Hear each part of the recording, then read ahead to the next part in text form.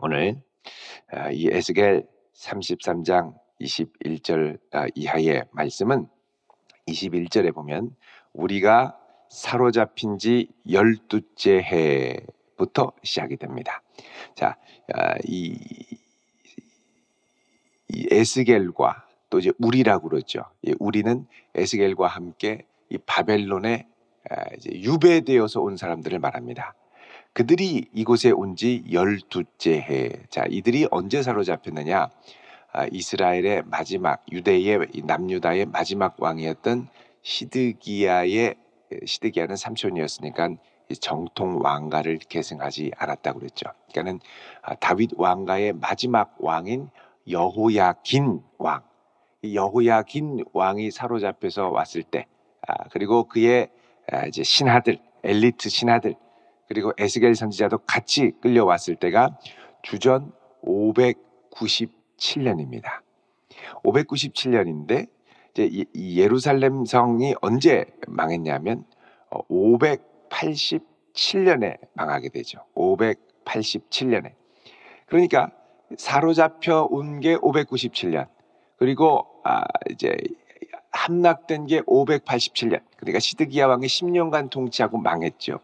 그리고 나서 이제 12째 해 10째 달이니까 이게 이제 한 2년 정도가 더 지난 겁니다. 근데 12째 해 10째 달이 정확하게 말하면 한 1년 한 6개월 정도 됩니다. 함락된 게 여름이고 이때 12회째 10째 달은 이제 그 정확하게 연대로 오늘날로 말하면 주전 585년 1월 19일입니다. 그러니까 한 1년 반 정도 후에 이제 그곳에서 온 사람이 에스겔에게 이야기를 합니다.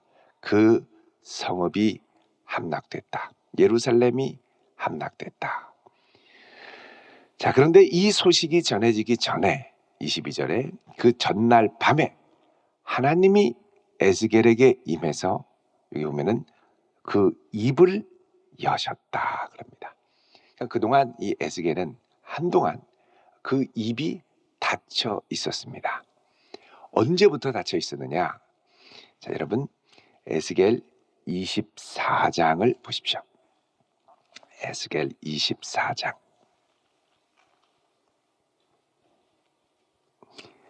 15절 이하에 보시면 1188쪽에 하나님의 말씀이 에스겔에게 임해서 얘기합니다. 인자야. 자, 인자는 사람의 아들, 작은 자야 이런 뜻이죠. 에스겔을 부르는 특별한 호칭. 예수님께서도 자신을 인자라고 했는데 겸손하게 십자가 지실 하나님의 아들을 가리키는 자기칭으로 바뀌었죠. 자, 여기 인자야 그러면서 내가 내 눈에 기뻐하는 것을 한번 쳐서 빼앗을 것이다. 자, 하나님이 에스겔이 기뻐하는 것을 쳐서 빼앗는다. 누구냐? 아내를 말합니다. 하나님이 아내를 데려가시겠다는 거예요. 그때 너는 슬퍼하거나 눈물을 흘리지 말고 17절에 조용히 탄식하며 수건으로 머리를 동이고 신을 신고 입술을 가리지 말고 초상집에서 먹는 음식물을 먹지 말아라. 초상집에 가서 슬퍼하면 같이 먹는데 이 말은 초상집의 슬픔을 전혀 표현하지 말라는 겁니다. 그 정말 18절에 이 말씀을 이제 그 백성에게 하나님의 말씀을 증거했는데 저녁에 아내가 죽게 되죠. 갑작스러운 열병으로 죽었든지 뭘로 죽었든지 갑자기 죽게 됐습니다. 그러자 아침에 에스겔은 하나님이 말씀하신 그 명령대로 행하게 됐죠. 그 백성이 이게 너무 놀란 겁니다. 이 선지자가 의 아내가 죽으니까. 그래서 너 이게 도대체 이게 어떻게 일어난 거냐? 더구나 너는 초상집의 슬픔을 표현하지 않으니 이게 우리와 도대체 무슨 상관이 있느냐? 하나님이 무슨 말씀을 너희에게 하려고 하시느냐? 이렇게 얘기를 했죠. 자, 하나님께서 말씀하시려고 하는 건 뭐냐? 너희들이 패망할 때 슬퍼할 여유조차 없을 거라는 겁니다. 그래서 24절에 이같이 에스겔이 너희에게 표징이 될 것이다. 자, 에스겔의 삶에 일어난 이걸 뭐라 그러냐? 행위 예언이라고 그럽니다. 나의 삶에 일어난 이 직접적인 행동을 통하여 그들에게 아주 마지막으로 강력한 권고의 말씀을 주는 거예요. 이렇게 해도 너희들이 듣지 않으면, 이렇게 해도 너희들이 회개하지 않으면 너희들은 더 이상 돌아올 길이 없다. 하나님의 최후 통첩으로 에스겔의 아내를 데려가시고 에스겔은 이 슬픔을 표현하지 않는 아주 극도의 아주 인간의 고뇌가 담긴 행위의 예언을 하게 됩니다. 하나님이 25절에 인자야 내가 그 힘과 즐거워하는 영광과 그 눈이 기뻐하는 것과 마음이 간절하게 생각하는 자녀를 데려가는 날이 올 텐데 그날에 도피한 자가 내게 나와서 내 귀에 그 일을 들려주지 않겠느냐. 나중에 하나님께서 그 자녀들을 데려가실 때 예루살렘 성을 멸망시킬 때 그날에 27절에 내 입이 열려서 도피했던 자들에게 말하고 다시는 잠잠하지 않게 될 것이다. 그러니까 하나님께서 이걸 통하여 아내를 데려간 것처럼 여러분 아내를 데려간 것처럼 하나님이 그의 아내를 데려가겠다는 겁니다. 아내가 끝나게 하겠다는 거예요. 언약 관계니까요. 이스라엘 21절에 그래서 내가 더럽힐 것이며 너희의 버려둔 자녀를 칼에 엎드려지게 할 거다. 이렇게 얘기합니다. 이때 너희들은 슬퍼할 여유도 없을 거다. 이렇게 해서 하나님이 말씀하시고 이제부터 너는 잠잠하게 될 거다. 하나님이 말씀을 안 주신다는 이스라엘을 향해서. 그래서 에스겔은 1장부터 24장까지가 이스라엘을 향한 멸망의 예언인데 24장을 끝으로 더 이상 예루살렘을 향한 이 경고의 예언이 나오지 않습니다. 이거 끝입니다. 여기까지 말씀하셨는데도 안 들으면 이제 끝인 거예요. 그럼 언제부터 이 에스겔 선지자의 입이 열리느냐?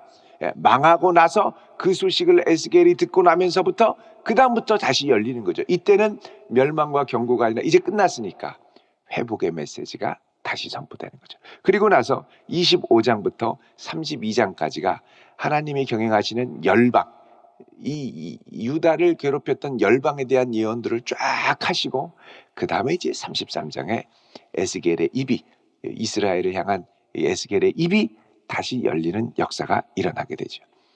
그래서 그 소식이 에스겔의 입에 이 귀에 들리는 겁니다. 먼저 21절에 이제 예루살렘 성이 멸망하고 멸망했다라는 소식이 들리기 전날 밤에 하나님이 그 입을 열어주셨다는 거죠.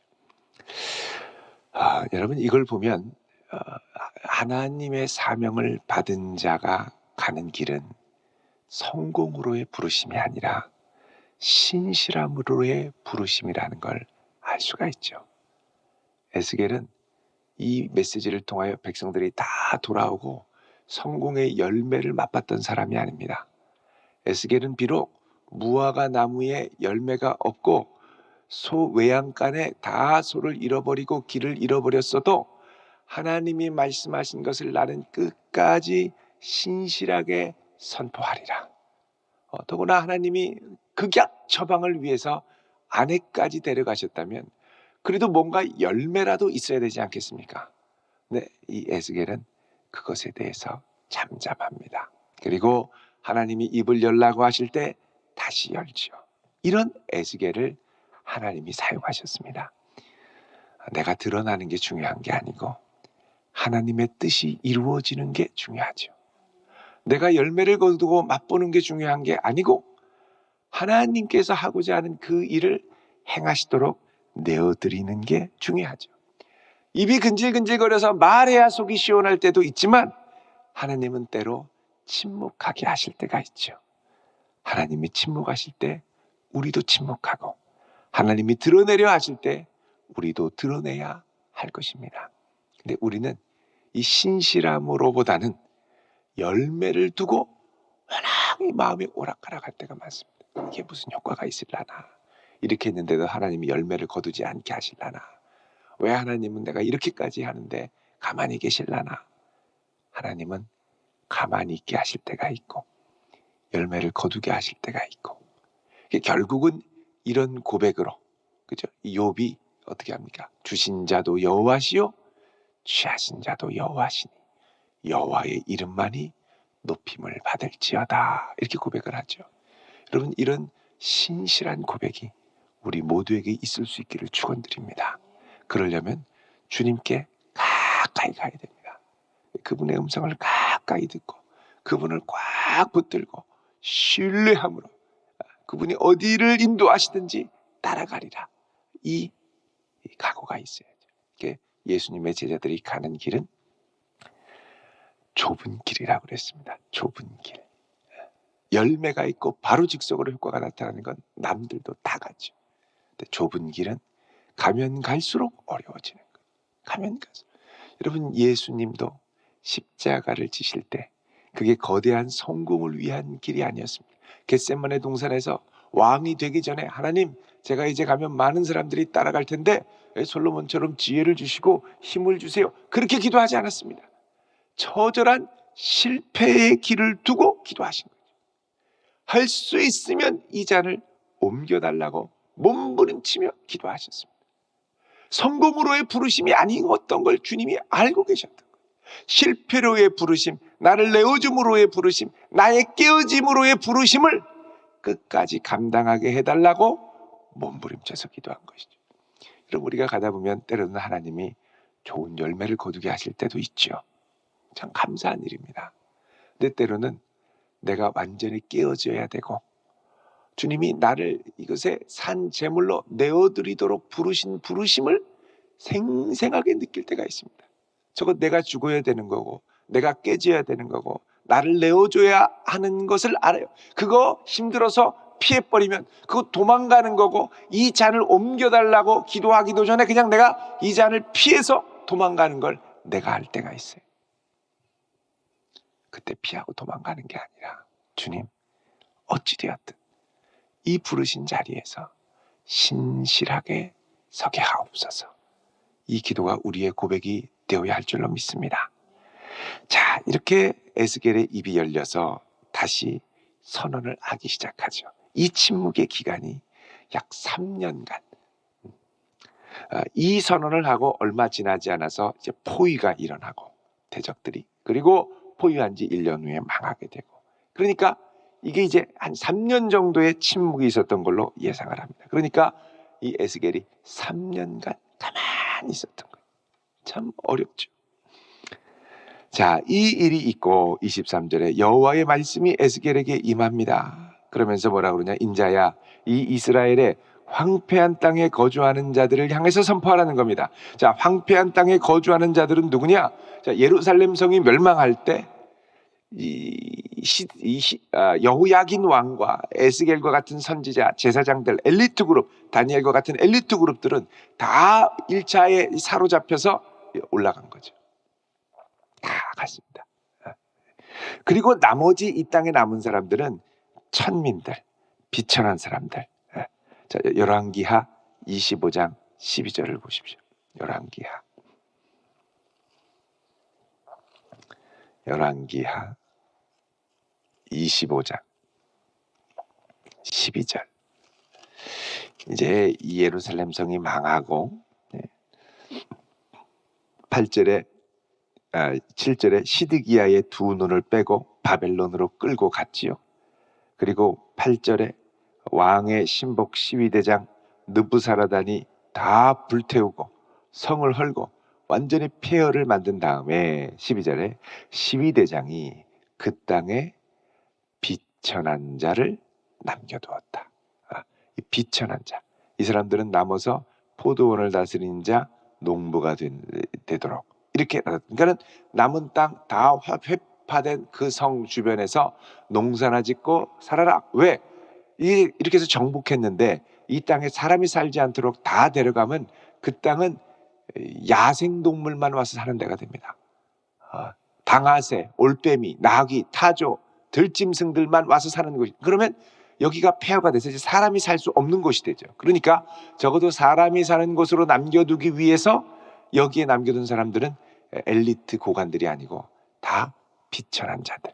그러니까 그 비천한 자들이 이 땅에 남게 되니까 옛날에는 감히 가까이 갈 수도 없던 귀족의 집들, 귀족이 놀던 뜰들, 이게 뭐 다 부서졌으니까요. 자유롭게 넘나들죠. 자, 그 넘나들면서 이들이 뭐라 그러냐?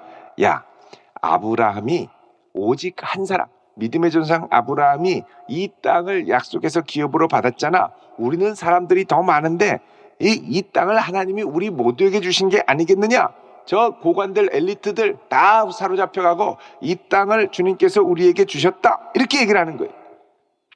그러니까 이들의 마음에는 뭐가 있느냐, 이 땅이 약속의 땅이 아니라 이제는 차지할 땅, 하나님의 약속과 상관없이 주인 없는 땅, 차지하면 되는 땅, 탐욕의 땅으로 바뀌기 시작하는 거예요. 이 땅은 지금 심판받아서 징계받는 땅인데 그 하나님의 심판과 징계로 보는 게 아니라 내가 마음껏 잡아삼켜도 되는 땅으로 오해하기 시작하는 거예요. 그러나 하나님은 이들에게 뭐라고 그러냐, 너희들은 25절에 고기를 핏째 먹고, 피는 생명인데 피를 다 빼야 되는데 그냥 핏째 날걸로 먹고, 또 우상들에게 눈을 들고 피를 흘리고, 이게 너희의 기업이 될까 보냐 그러죠. 게다가 이들은 26절에 칼을 믿고 가증한 일을 행하고 음란하게 이웃의 아내를 더럽히고, 도리어 너희들이 그 땅을 더 더럽힌다는 거예요. 하나님이 말씀하십니다. 내가 나의 삶을 두고 맹세하노니 너희들은 칼에 엎드러뜨리고 들에 있는 자는 들짐승에게 먹히고 산성과 굴에 있는 자는 전염병에게 죽게 될 것이다. 그래서 너희들은 그곳에서 방자에 행한 것이 이를 통하여 하나님의 심판을 받게 되는데 그 땅이 황무지와 공포의 대상이 되게 하고 그 권능의 교만을 그치게 할 것이라서 이스라엘의 산들이 황폐하여 지나갈 사람이 없으리라. 야, 이 땅에 사는 게 우리는 좋은 줄 알고 이 땅 다 내 거가 되는 줄 알았는데 이 땅에 하나님의 징계가 임하니 이 땅에 머무르는 게 고난이고 힘들고 무섭다. 그래서 하나님이 이걸 통해 결국 추구하는 거는 뭐냐? 29절에 그때에 내가 여호와인 줄을 알리라. 지금 하나님께서 이것을 통하여 알게 하시는 건 뭐냐? 여호와를 아는 지식으로 충만하라는 겁니다. 이스라엘이 예루살렘이 멸망하고 이 바벨론으로 쫓겨나간 것, 그걸 통해 하나님이 알기 원하시는 건 뭐냐? 여호와 하나님을 더 깊이 알라는 거죠. 이 땅에 남겨져서 타락으로 더 치닫는 사람들도 결국 뭘 알기를 원하느냐? 여호와를 알기를 원하는 거죠. 여러분, 출애굽에 보면 바로의 심령이 강팍해져서 하나님을 대적하죠. 그때 하나님이 10가지 재앙을 보내면서 뭐라 그러냐? 이걸 통하여 바로와 애굽이 나를 여호와인 줄 알게 되리라. 하나님을 아는 지식이에요. 그리고 동시에 그의 백성들에게 이걸 통하여 내가 너희들을 구원할 텐데 너희들이 나를 여호와인 줄 알게 되리라. 자, 여호와인 줄 알게 되기를 원하시는 겁니다. 악인들은 그 하나님을 아는 지식을 언제 제대로 깨닫느냐? 망해야 합니다. 그게 바로는 홍해에 그냥 다 수장돼 버리죠. 그리고서야 하나님이 누구신지를 비로소 깨닫죠. 이스라엘 백성들은 어떻게 합니까? 하나님이 누구신지를 알고 나서야 그 다음에 시내산에 가서 하나님의 성막을 받습니다. 하나님을 아는 지식으로 충만해져야 다시 이들이 돌아와서 뭘 하느냐? 그 황폐한 땅에 하나님의 성전을 짓고 여호와를 다시 예배하는 백성이 되는 겁니다.